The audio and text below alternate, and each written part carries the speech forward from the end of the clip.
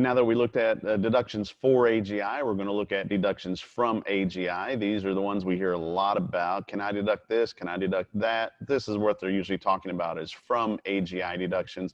And usually we're talking about itemized deductions. So let's take a look at those starting now. Okay, so all the deductions we've talked to before here were deductions before you calculated AGI. Income minus all those things we just talked about equals your AGI. Now we're going to look at the stuff from AGI. And like I just said, itemized deduction mostly. And remember, I can't drive this point home hard enough.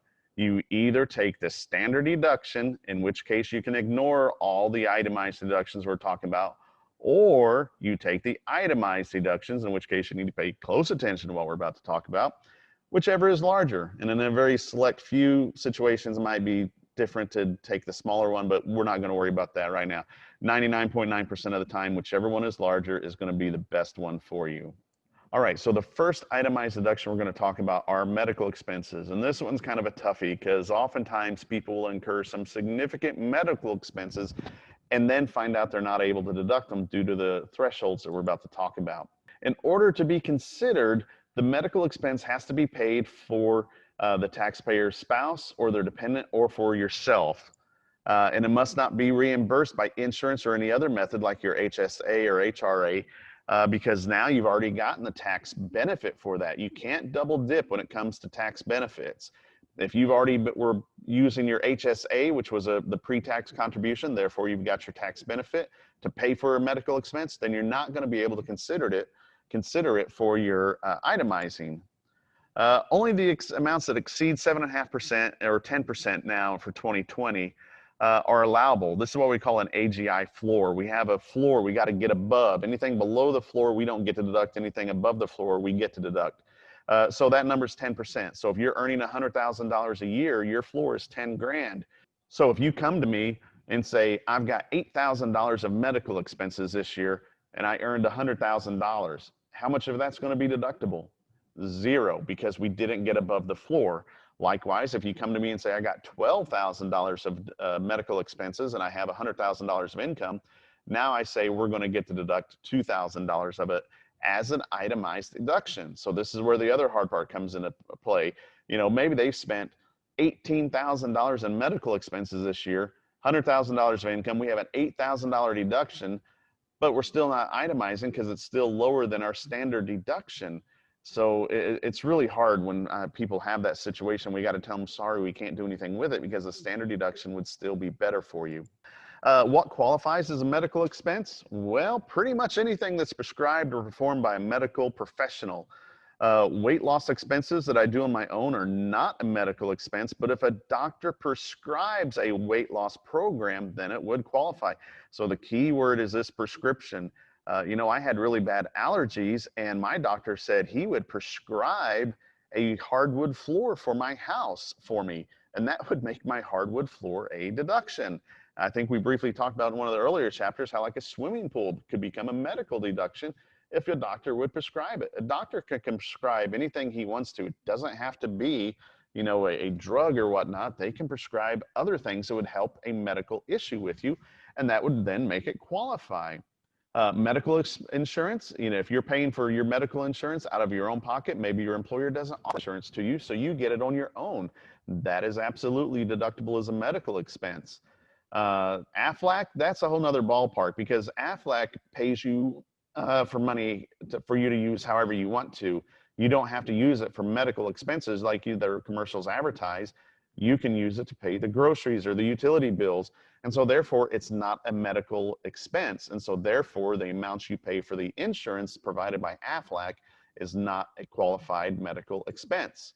You know, as we discussed earlier, self-employed health insurance is an above the line deduction for AGI. So that is much better than what you have to do here, because then we would have that 10% floor we have to get above in order to deduct any of it. So if you're self-employed, then you definitely want to do it as the above the line way because it is way gooder. Capital expenses, okay, yeah, we just briefly talked about this here a while ago. As long as it's to treat a medical expense, we can absolutely deduct it. You know, railings, if you're getting elderly and can't walk around without falling, well, maybe your doctor will prescribe railings. Wheelchair ramps, that's kind of self-explanatory. Swimming pools, like we talked about. Hardwood floors, as I mentioned earlier, my doctor would write me a prescription for a hardwood floor. That would make it a medical expense. And now, these type of expenses would be very high. A swimming pool is, $50,000. That's probably easily above your AGI. And so you would get to deduct it all. And then you would get to deduct every year the expenses in maintaining that swimming pool, the chemicals and all that good stuff. Carlos, the pool boy that comes by while you're at work and your wife's at home with her medical condition, that's all going to be deductible as a medical expense. If it increases your home value, you are limited to the cost that exceeds the cost and value. So if you have a $100,000 home and you put $50,000 in a pool at your home, now your home might be worth 150, but you have it appraised and they say it's only worth $110,000. So now that $40,000 that exceeds the increase in value would qualify as a medical expense. And like I just said a while ago, the upkeep can also be used every year if it's still medically necessary. Transportation and lodging for medical treatment, absolutely. That's deductible as a medical expense. And like we talked about for self-employeds and the mileage, there's a mileage amount for medical expenses. Or you can deduct the actual cost of, however method of transportation you get to your medical treatment, then you can deduct that. So you often hear of people going to other states because they need to see a specialist or whatnot. Everything you do to get there is going to be a deduction. Same thing, either mileage or actual costs, but you're not allowed any other costs for medical expenses, just your gas and oil costs.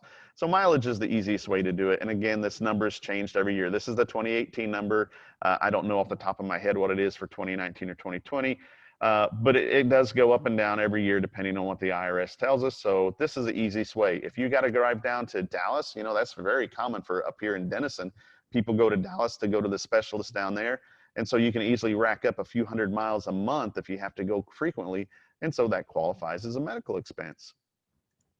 Lodging, if you have to stay somewhere, maybe you got to go to Minnesota for treatments or whatnot, you can deduct $50 a night per person, patient plus one other, as lodging expenses.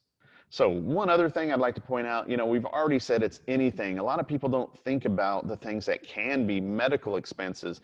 So anything prescribed by a doctor, so that's prescriptions, that's treatment, surgeries. Prescriptions are a big one because, a lot of people are on monthly medications, and it doesn't have to be for an illness, specific illness or whatnot. Like birth control pills or treatments are deductible because they are prescribed by a doctor. Dental work, as long as it's not cosmetic, as long as it's medically necessary, so getting a crown or a cavity filled or whatever, that's medically necessary, and so that's going to be deductible. Eyeglasses, eye exams, it's easy to find a way to make anything medically necessary as long as it's prescribed by a doctor or provided by a doctor.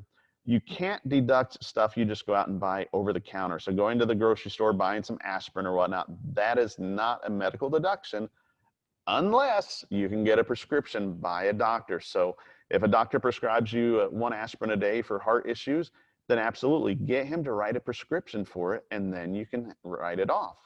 All right, so that's medical expenses. One other thing I wanted to point out with elderly, we see this a lot. They have to go into a home for their care. And if that care is because they can't take care of themselves, they can't feed themselves, use the restroom, or bathe themselves, then that is considered medically necessary care, and they can deduct that. So we see that quite frequently with elderly couples where they might incur $30,000, $40,000, $50,000 a year to provide care for somebody who maybe has dementia or Alzheimer's and can't take care of themselves.